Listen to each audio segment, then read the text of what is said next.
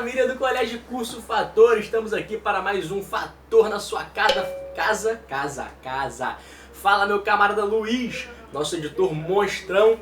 Galera, hoje falaremos sobre um presidente, nosso primeiro presidente da famosa República Liberal Democrática, que ficou em vigência de 1946 até 1964, quando os militares finalmente dão um golpe e tomam o poder e instituem uma ditadura de 21 anos. Essa fase de 46 a 64, República Liberal Democrática, foi o grande momento da democracia e da vida política, participação política da sociedade brasileira. E é sobre ela, sobre o primeiro presidente dessa fase, o Eurico Gaspar Dutra, que foi ministro do Vargas, que falaremos no vídeo de hoje. Valeu? Então, Luiz, roda essa vinheta, moleque! Vamos que vamos!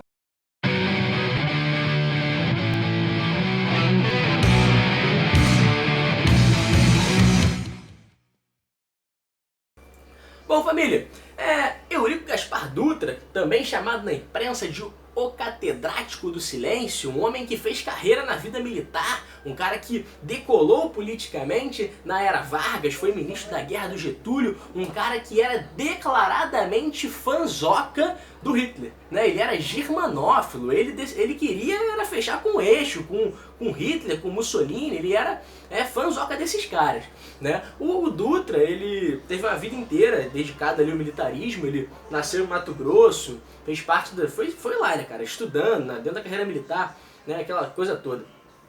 Fez parte da Escola Militar da Praia Vermelha e tudo mais, né? O Dutra, ele era meio zoado pela imprensa por ser caladão e por isso esse apelido catedrático do silêncio, mas na verdade, por que ele ficava em silêncio? Ele tinha o mesmo problema do Vanderlei Luxemburgo.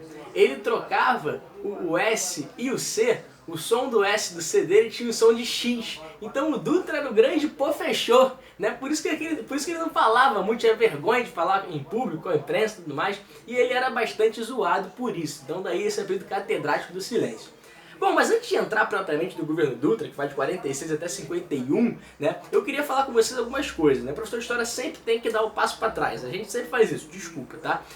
45 é muito importante, porque quando o Vargas, pós Segunda Guerra Mundial, está perdendo prestígio com as Forças Armadas, também com a sociedade brasileira, não com ela toda, mas com segmentos dela, ele faz a reabertura política. E aí ressurgem os partidos. Só que, cara, lembra que eu falei contigo na aula passada que o seguinte, existe um Brasil antes do Vargas e existe um Brasil depois do Vargas. Qual é o Brasil antes do Vargas? É aquele Brasil que tu não sabe que é Brasil. É São Paulo, é Minas, é Paraíba, é Amazônia, é Rio Grande do Sul, é um Brasil esfacelado, é um Brasil regional, né? Tanto é que quais são os partidos? É o PRP, é o PRM, os partidos também são regionais. O que o Vargas faz? Pós era Vargas, uma reconstrução, né, de identidade nacional. A identidade nacional ela é sempre, né, sempre reconstruída, o tempo inteiro estão tentando, né, inserir novos valores, novas ideias dentro de uma identidade nacional. Por isso que a identidade nacional do primeiro reinado é uma, a identidade nacional na regência é outra, a identidade nacional no segundo reinado é outra, na primeira república é outra, na era Vargas é outra. Tu entendeu onde eu quero chegar, né? Enfim. E aí, cara, o Vargas abre para os partidos políticos, né? E o que acontece? Ele não quer mais esse caráter regional. Então ele obriga que os partidos sejam partidos nacionais. E aí você vai ter a criação dos partidos políticos que vão influenciar muito daqui para frente, de 45 até o golpe de 64. Esses países que eu vou falar aqui são os países que participam ativamente da vida política, tá? Vamos a eles. PTB, o partido ali dos sindicalistas, o partido do trabalhismo varguista, né? O partido que seria a grande relação do Vargas com as massas, né? Então o PTB, ele era padrinho político do PTB. O outro era o PSD, partido que o Vargas fundou, o partido que eles chamam de partido dos coronéis, das oligarquias políticas, das elites políticas que eram muito próximas ali ao Vargas, um partido muito forte no interior, um partido muito forte nas cidades pequenas e médias, né? Também tinha alguma capilaridade nas cidades grandes, mas o partido sobretudo muito forte no interior e nas cidades médias. E esse muito forte nas cidades grandes, né? A UDN, a União Democrática Nacional, que nasce antigetulista, antivarguista, que nasce conservadora, o grande expoente da UDN, o senhor Carlos Lacerda, um dos maiores malas da história, né? Mas foi um político extremamente importante e proeminente, sobretudo no Rio de Janeiro, foi governador e tudo mais. O PCB, o partidão aí, fundado em 22, que sempre está na ilegalidade, sempre estão reprimindo os caras. O PCB voltou das cinzas, né? E voltou muito forte, voltou com prestígio político, né? Afinal, a União Soviética tinha mandado muito bem na Segunda Guerra Mundial, né? Desceu o sarrafo nos alemães na Batalha de Stalingrado. Então, a União Soviética estava com prestígio, então o PCB vem forte no Brasil, vem angariando seguidores. E a quinta força, que não é tão expressiva em termos nacionais, né, mas que tem um grande líder, um grande representante carismático e tudo mais, um cara chamado Adhemar de Barros, do PSP, o Partido Social Progressista, tá, que vai fazer uma aliança muito importante com o Getúlio lá na frente, mas isso é spoiler, outra parada. Bom, são esses partidos, galera, que vão disputar eleições em 46, dezembro de 45, né, só que vai polarizar entre dois caras, o Eduardo Gomes, da UDN, então, antes getulista de cara, e o Dutra, que seria o candidato indicado pelo Vargas. O Vargas indica o apoio pro Dutra no finalzinho. O Dutra achava que ia perder. Ele achava que não tinha chance nenhuma, porque o Dutra não era, né, um figurão, assim, um cara carismático, que estava sempre no meio da política. Ele era um militar de carreira, né, ele achava que ia perder, mas o Vargas, apoia ele e ele decola. Ganha mais de 3 milhões de votos, o Eduardo Gomes ganhou 2 milhões e pouco, e é eleito presidente, né? E assume lá, em 31 de janeiro de 1946, iniciando o seu governo. O que o pessoal fala muito do Dutra? Que eu acho que é importante a gente deixar claro aqui no nosso vídeo de hoje. Primeiro, é o caráter que ele vai adotar liberal na economia, né, mas extremamente conservador e moralista nos costumes. Por exemplo, ele vai reprimir e vai acabar com os cassinos, né? Essa é uma das medidas que ele toma. Em termos econômicos, e para a gente ir direto ao ponto, o Dutra ele vai abrir, né, a economia brasileira para economia externa, né? Então vai incentivar a importação pra caramba e tudo mais. Só que esse incentivo de importação vai ter dois efeitos. Ele primeiro vai desregular a economia, vai desregular o câmbio, né? O câmbio vai ficar flutuando muito, ele vai desregular o câmbio brasileiro. E além disso, ele vai acabar com as reservas monetárias que o Vargas tinha feito durante a Segunda Guerra Mundial, durante, né, o Estado Novo. E aí ele vai ter que reverter esse quadro. Para reverter esse quadro, ele vai criar um plano. O plano SALT, né? Todo mundo que fala do Dutra fala do plano SALT. O que é o plano SALT? Né? É o nomezinho lá, S-A-L-T-E. S, saúde, A-L, alimentação, T, transporte e E, energia. Então seria o Estado brasileiro direcionando investimentos dentro desse campo durante 5 anos. Então foi um plano quinquenal, né? Durante 5 anos o Estado brasileiro vai investir em alimentação, em saúde, em transporte e energia. Mas é um plano que não vai dar muito certo, não vai ter muito sucesso, porque não conseguiu atingir, por exemplo, todas as áreas como a saúde, por exemplo, como a alimentação, né? Em termos de energia vai ter algum sucesso, mas não consegue atingir tudo que deseja. Então essa é a prática econômica do governo Dutra.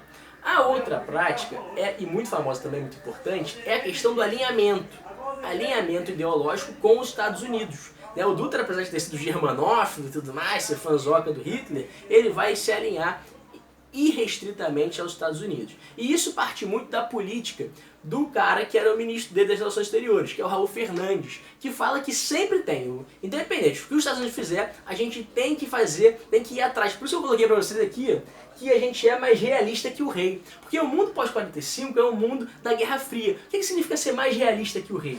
Os Estados Unidos, ele enfrentava a União Soviética. Por que os Estados Unidos eles eram antissoviéticos? Porque eles estavam disputando a hegemonia. Então, era Flamengo e Vasco, irmão. Era um falando mal do outro, era um querendo, né, ser melhor que o outro. Então, naturalmente, eles faziam propaganda um contra o outro. Só que o Brasil não estava disputando a posição de potência. Não, o Brasil era só um país ali querendo crescer, querendo se desenvolver na América Latina, que historicamente ela era subdesenvolvida por toda aquela questão de colonização e tudo mais, né? E aí, o que o Dutra faz? E aí o Raul Fernandes é o ministro que leva à frente essa política. Eles defendem tudo que os caras fazem, só que eles vão além. Então eles rompem a relação com a União Soviética. O que vai ser criticado por um camarada chamado Oswaldo Aranha, que tinha sido um político proeminente da era Vargas e que era chanceler, estava representando o Brasil e foi presidente, inclusive, da ONU, né, o órgão das Nações Unidas, que acabado de ser criado, né, o Oswaldo Aranha preside durante algum tempo, tem uma posição muito importante dentro do órgão, e ele defendia o seguinte, ele defendia aquela política antiga do Vargas, que era a política pendular. Lembra que o Vargas ele flertava com o eixo ir com os aliados para ver para onde ele ia, para ver o que era melhor para o Brasil. Então ele se favorecia da situação. O Dutra, ao invés de se favorecer da situação de Guerra Fria, não, ele rompe irrestritamente, né? Porque era o que defendia o Raul Fernandes. E aí, por exemplo, vai ter uma conferência aqui no Brasil, em Petrópolis, né, que é a Conferência Interamericana de Ajuda ou Auxílio Recíproco, Mútuo. Né? E nessa confederação vai ter um tratado, o TIAR, né, um Tratado Interamericano de Auxílio Recíproco. O que dizia esse tratado? Se houvesse algum tipo de invasão de um estado na América Latina, né, os outros estados, ou os Estados Unidos, entrariam para defender, para, enfim, auxiliar. Isso claramente já era um tratado, né, pensando na Guerra Fria. Né? A OEA, Organização dos Estados Americanos, vai colocar um artigo, né, dentro da sua resolução de anticomunismo. Então, assim, eram os Estados Unidos pós Segunda Guerra Mundial querendo fazer da América Latina o seu grande quintal de apoio. E o Dutra vai oferecer o Brasil, né, irrestritamente. Qual é o problema disso tudo, cara? Se você olhar as contrapartidas norte-americanas para isso, não tem. Então, por exemplo, o Brasil tentou pegar em 46 um empréstimo com Ex-Bank, que era o banco norte-americano, para fazer aqui uma refinaria de petróleo. Foi negado o empréstimo. Depois tentou pedir dinheiro para modernizar os transportes no Brasil. Foi negado. Depois pediu para que eles fizessem reformas nas bases que os Estados Unidos utilizou no Nordeste, no Rio Grande do Norte e tudo mais. Negaram também. Então, assim, a posição dos Estados Unidos em relação ao Brasil era completamente secundária. O tratamento era completamente secundário porque os Estados Unidos está preocupado nesse momento com a Europa, ali a Alemanha dividida em áreas de influência, né, e o Oriente, né, que tá pegando fogo, irmão. Guerra da Coreia, China fazendo revolução, cacete a quatro, né, e o Brasil tá pra escanteio. Então, por isso que a gente fala, né, que eles foram mais realistas que o rei. Se você tá vendo esse vídeo, vai fazer relações internacionais, tu vai estudar muito essa questão do Raul Fernandes e do João da Aranha e da política externa brasileira. Tranquilo? Então, esse é um exemplo prático, porque a gente sempre fala isso, né? Ah, o governo Dutra é um governo de alinhamento com os Estados Unidos. Então, tá aí algumas demonstrações desse exemplo prático de como foi feito esse alinhamento e quais são os benefícios e danos para o Brasil desse alinhamento. Tranquilo? Uma outra coisa importante a gente perceber, galera, que durante o governo Dutra e durante a República Liberal Democrática como um todo, o Brasil ele vai sofrer com uma instabilidade política e com muita intervenção do Exército. O Exército eu falei do PTB, falei da UDN, falei do PCB. O Exército é mais uma força política, tá? E vai se fortalecer muito durante o governo Dutra, com a criação, por exemplo, da Escola Superior de Guerra, com o comando das Forças Armadas, né? Então o Exército vai ter uma proeminência, o Exército, que eu digo, as Forças Armadas vão ter uma proeminência durante o governo Dutra, tá? E muito importante falar o seguinte, né? Há uma divisão no Brasil, na sociedade brasileira, durante esse momento, que é a seguinte: liberais e nacionalistas. Os liberais, eles são a galera que é mais próxima ao DN. E os nacionalistas é a galera que defende um projeto mais nacional desenvolvimentista aos moldes, né, do governo Vargas. Essa polarização, ela está dentro dos partidos, ela está dentro do Exército, ela está na sociedade brasileira. Um exemplo maneiraço de você perceber essa polarização é isso aqui: a Copa do Mundo de 50. Por quê, cara? Porque a disputa na imprensa é entre o Mário Filho, que hoje dá nome ao Maracanã, e o Carlos Lacerda, que é o camarada que eu falei que era da UDN, para discutir como é que deveria ser construído o Maracanã. Em termos de tamanho, em termos de quem deveria investir a verba, se era o Estado, se era o capital privado, né? Então o Mário Filho defendia a galera do Nacional Desenvolvimentismo e o Lacerda defendia a galera liberal da UDN, que era uma galera que defendia o alinhamento irrestrito com os Estados Unidos. Então é muito legal perceber como é que o Maracanã, que a gente gosta tanto aqui no Rio, né, tá no meio dessa discussão, desse debate político. Tem gente que fala, né, que futebol e política não tem nada a ver, né? Então é uma pena pra eles. Só para fechar aqui com vocês, eu não esqueci de falar, um historiador chamado Zé Murilo de Carvalho aponta que os militares, durante a República Liberal Democrática, seriam os fiadores do governo. Né? Olha que interessante. O único governo durante a República Liberal Democrática, então Dutra, segundo o governo Vargas, JK, Jânio e Jango, o único governo que não teve revolta militar, interferência, algum tipo de medida, foi o governo Dutra, que era um militar, né? que apesar de ter renunciado, ele pediu baixa no exército para entrar quando foi ser presidente, ele queria fazer um governo civil, né? Ele era um militar, tinha sido um general do exército, né? Então, é muito importante esse papel do exército durante toda a República Liberal Democrática, né? Não só no governo Dutra. Tranquilo, galera? Espero que vocês tenham gostado bastante. Esse foi mais um Fator na Sua Casa, falando aí do primeiro governo da República Liberal Democrática. E semana que vem a gente volta. Valeu? Forte beijo, galera!